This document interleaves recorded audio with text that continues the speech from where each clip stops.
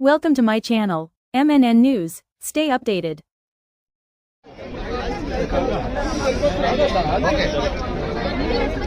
హైదరాబాద్ నగరంలో హైడ్రా దుర్మార్గాలు రెవెన్యూ అధికారుల ఆగడాలు పేద ప్రజలకు కంటి మీద పేదల ఇళ్లను తెచ్చివేసి పేదల భూమిని చెడగొట్టి పేదల బతుకులు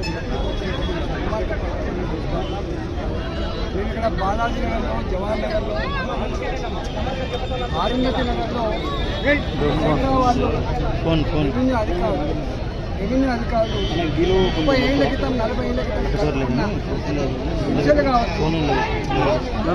రేపల షెడ్లు కావచ్చు మీరు ఎన్నికొస్తే కింద జీవించే వాళ్ళు కావచ్చు వాళ్ళ భూమి 30 గజాలు 40 గజాలు 50 గజాలు 60 గజాలు చిన్న అంటే పొట్ట చేత పట్టుకొని కూరగాయలు అమ్ముకొని పళ్ళు అమ్ముకొని ఇళ్లల్లో పనిచేసుకొని కుటుంబాలు ఇవాళ కొంచెం ₹1,00,000 ₹2,00,000 సంపాదించుకొని చిన్నపాటి రేకుల షెడ్ వేసుకున్నామన్నా రేకుల షెడ్ తీసేసి ఒక స్లాబ్ వేసుకున్నామన్నా కూడా గద్దల్లా మారిపోయి లంచాలు కనుక ఇవ్వకపోతే లంచాలు ఆ 30 గజాల నుంచి 60 గజాల భూమిలో ఇల్లు కట్టుకుందామంటే ₹4,00,000 ₹5,00,000 లంచం ఇవ్వకపోతే కాంప్లైంట్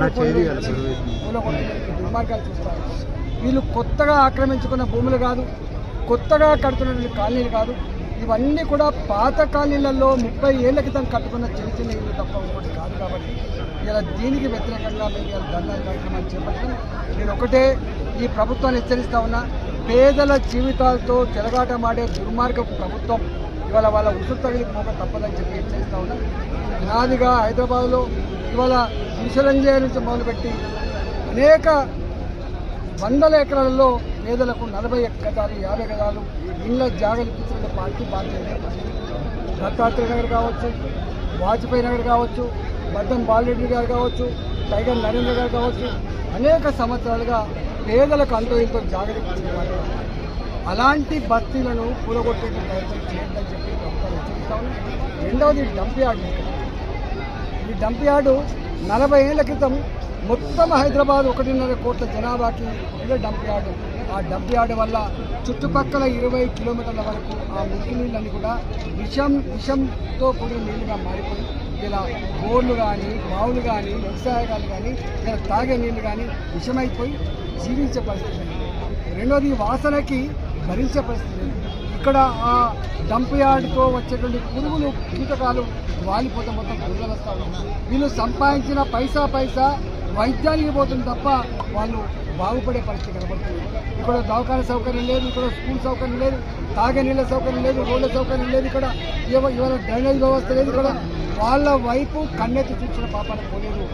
కొద్దిమంది బ్రోకర్లు కొద్దిమంది నాయకులు పెద్దవాళ్ళు అవుతున్నారు తప్ప పేదవాళ్ళ బతుకులు మాత్రం మారుతుంది. కాబట్టి నేను ప్రభుత్వాన్ని హెచ్చరిస్తా ఉన్నా, పిచ్చి వేషాలు బంద్ చేసి వాళ్ళకు గతంలో అనేక మందికి దీన్ని గ్రామఖండంగా గుర్తించి పట్టాలు ఇస్తామని చెప్పిండు, 6,000 మందికి ఇస్తామని చెప్పిండు, జీవో నంబర్ 58 కింద ఇస్తామని చెప్పిండు. ఇప్పటికి కూడా వాళ్ళ ఉసురు పోసుకున్నారు. కాబట్టి తక్షణమే ఈ కూల్చివేతలు ఆపాలని, వాళ్ళ ఇళ్లకు వాళ్ళకు పట్టాలు ఇవ్వాలని చెప్పి నేను డిమాండ్ చేస్తున్నా. లేకపోతే ఈ ప్రభుత్వం బట్టం పట్టడం కోసం ఉద్యమం మాట పట్టక తప్పదని చెప్పి హెచ్చరిస్తూ ఉన్నాం. అదేవిధంగా డంప్ యార్డ్ కూడా ఈ జిహెచ్ఎంసీలో మొత్తానికి ఒకటే డంప్ యార్డ్ కాకుండా జనావాసానికి దూరంగా 50 కిలోమీటర్ల దూరంలో 4 దిక్కుల డంప్ యార్డు పెట్టి బాలాజీ నగర్ డంప్ యార్డ్ని శాశ్వతంగా ఎత్తాలని మనం మేము డిమాండ్ చేస్తూ ఉన్నాం. ఇక్కడి కాలనీలకి రోడ్ల సౌకర్యం కానీ, మురికి పైప్ లైన్లు కానీ, తాగే నీళ్ళ సౌకర్యం కానీ కలిగించాలని చెప్పి డిమాండ్ చేస్తూ ధర్నా చేసినాం. తప్పకుండా ఇది ఆరంభం మాత్రమే. రాబోయే కాలంలో ఈ ప్రజలకు మా పార్టీ పక్షాన మరింత సమరశీల ఉద్యమాలు చేస్తామని చెప్పి హెచ్చరిస్తాం.